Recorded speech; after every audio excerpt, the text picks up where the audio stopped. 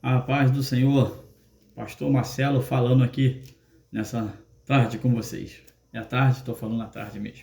Quero fazer uma leitura da palavra de Deus nessa tarde com vocês aqui. A Bíblia se encontra na minha mão, pega a sua Bíblia aí e abra comigo em Eclesiastes no capítulo 1. Só vou ler alguns versículos que eu quero mais comentar acerca desse assunto. O versículo 1 diz assim: a palavra do pregador, filho de Davi, rei em Jerusalém. Vaidade de vaidade, diz o pregador, vaidade de vaidade, é tudo vaidade. Que vantagem tem o homem de todo o seu trabalho que ele faz debaixo do sol? Uma geração vai e outra geração vem, mas a terra permanece para sempre. Nasce o sol, põe-se o sol e volta ao seu lugar de onde nasceu. O vento vai para o sul, faz o seu giro, para o norte, continuamente vai girando, o vento volta fazendo o seu circuito. Todos os ribeiros vão para o mar, e contudo o mar não se enche para o lugar para onde os ribeiros vão, para aí se tornar ele aí. Todas as coisas se cansam, tanto que ninguém pode declarar. Os olhos não fartam de ver, nem os ouvidos de ouvir. O que foi, isso é o que há de ser. E o que se fez, isso se tornará a fazer, de modo que nada há novo debaixo do sol. Há alguma coisa que se possa dizer, vê, isto é novo? Já foi no século passado. E os que foram antes de nós, já não há lembrança das coisas que pereceram e das coisas que hão de ser. Também delas não haverá lembrança nos que há de vir depois. Eu, pregador, fui rei sobre Israel e em Jerusalém. Amontoei, apliquei meu coração a esquadrinhar, a informar-me com sabedoria de tudo quanto se sucede debaixo do céu. Essa enfadonha ocupação deu Deus aos filhos dos homens para que nele possa exercitar.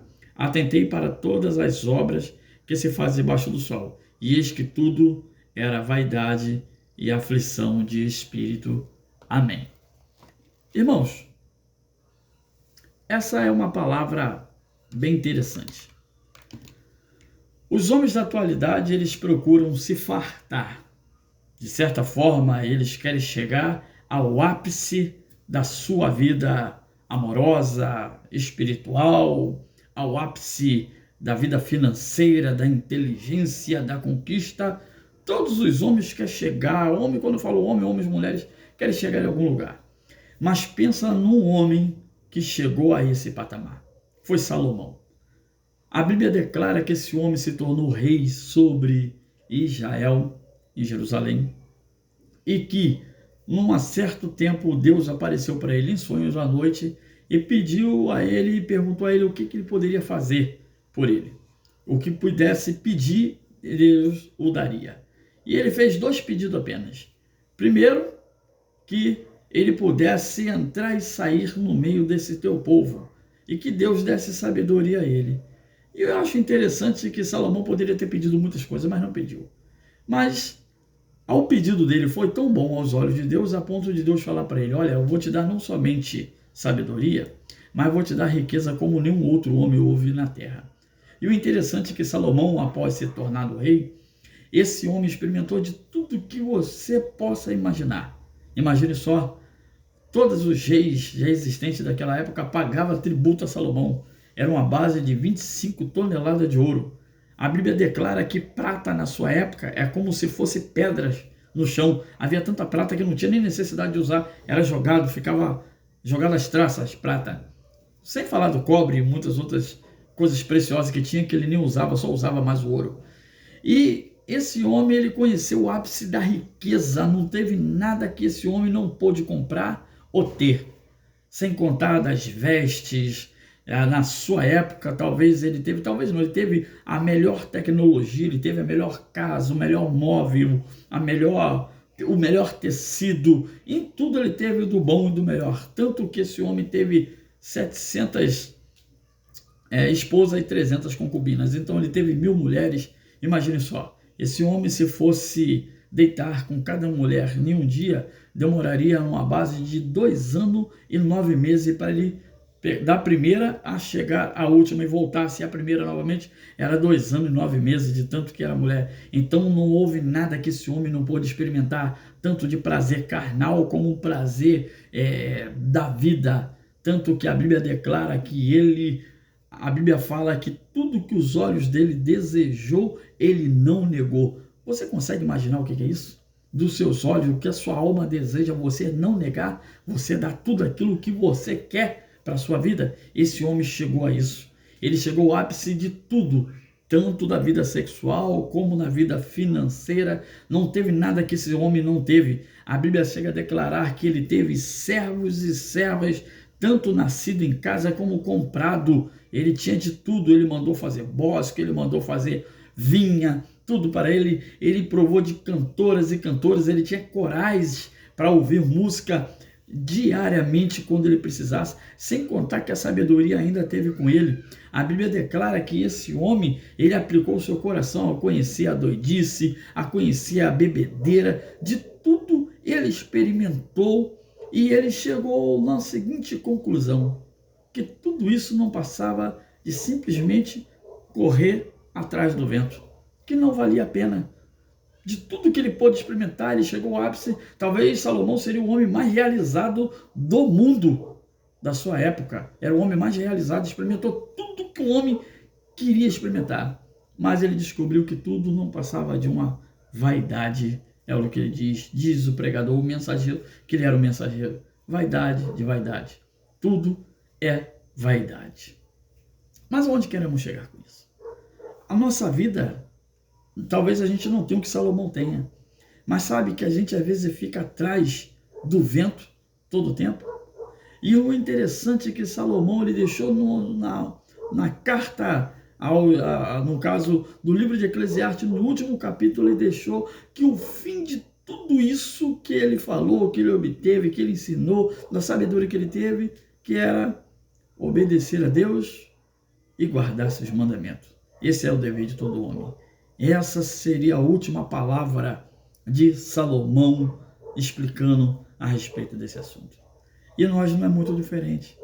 Sabe, corremos atrás, queremos trabalho, queremos ganhar dinheiro, fazemos hora extra. Se somos dono de loja, fechamos um pouquinho mais tarde para ver se ganhamos alguma coisa. Se somos Uber, queremos dirigir até um pouquinho mais. Sabe, se temos alguma coisa, queremos ver se conseguimos chegar ao ápice da situação.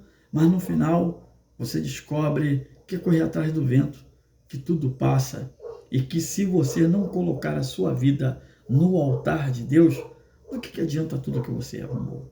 Tu vê esse brusão que eu tô aqui agora?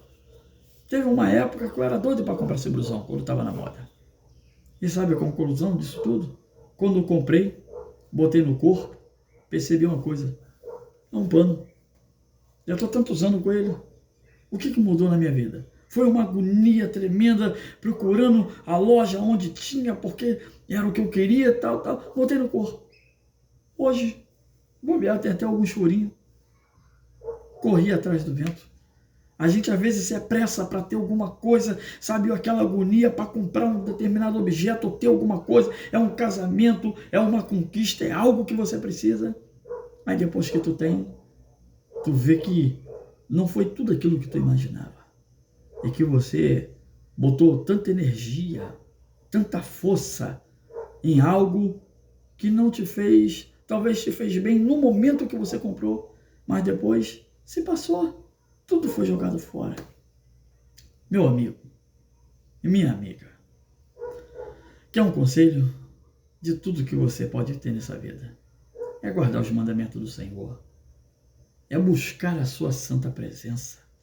Salomão experimentou tudo o que pôde. E sabe o que aconteceu na sua vida? Ele viu que não passava de passagem. Vai e dade. O tempo passa. Vai e dade. Só chega a velhice. E o que adianta de tudo que o homem se conquistar?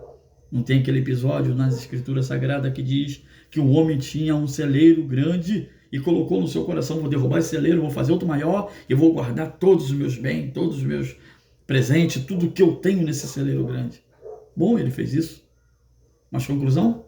Após ter construído, após ter colocado todo o seu material lá, Quando chegou no final, ele disse: agora a alma descansa e beba em paz. E na mesma noite veio a voz de Deus para ele: louco. Deus chama de louco quem ajunta a riqueza sem se separar com ele.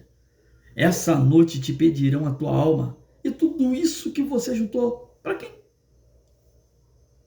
Para os filhos saírem no tapa mais tarde, brigarem um com o outro na justiça, igual aconteceu agora recentemente, a morte de Agnaldo Timóteo, os filhos se degladiando, botando um outro na justiça por causa de 15 milhões, por causa de alguns apartamentos. E quando é isso, não somente ele, como aconteceu isso aí uns meses atrás, mas tem muitos deles aí que ficam ricos e depois se estapeiam, se matam, se odeiam por causa de mixaria. Coisa que Agnaldo Timóteo não pôde levar no seu caixão. Coisa que você não pode levar, sabe? Então, o melhor disso tudo é se guardar em Deus, é estar com Ele, é viver para Ele. Aí sim, tu achará o ápice da sua vida, tu achará o ápice da felicidade.